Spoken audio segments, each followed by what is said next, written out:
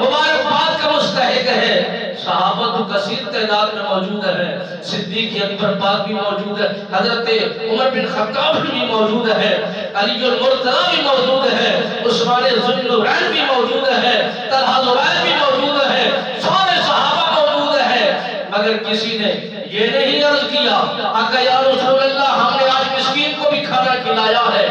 آج اس کی ہم نے دعوت بھی کی ہے، اپنے دسترخوان پر بٹھایا ہے، کسی نے کوئی جواب نہیں دیا۔ صدیق اکبر نے عرض کیا رسول اللہ آپ کا غلام صدیق گھر سے نکل رہا تھا، دستک دینے والا دستک دے کر آپ پہنچا، عرض کرنے لگا کہ میں مسکین ہوں، میرے گھر میں کچھ کھانے کے لیے نہیں ہے، بھوکا ہوں، بھوک ستا رہی ہے، بس آپ کی ملاقات کو رہا تھا، وہ مسکین آیا ہے، پہلے میں نے اسے کھانا کھلایا ہے، پھر آپ کی دربار میں آیا ہوں۔ میرے نبی لجبات دیکھ کر فرماتے ہیں اے میرے صحابہ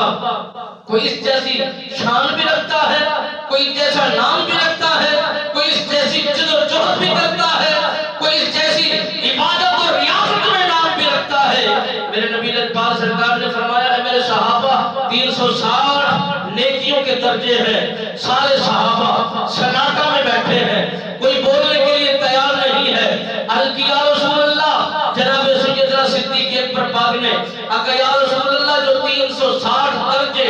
نیکی کے ہیں کہ آپ کے اس غلام صدیق اکبر کا کسی ایک نیکی کے درجے میں نام بھی شمار کیا جاتا ہے۔ میرے آقا و مولا صلی اللہ علیہ وآلہ وسلم سرکار نے فرمایا اے صدیق اس وقت تک وہ نیکی نہیں ہوتی جب تک تمہارے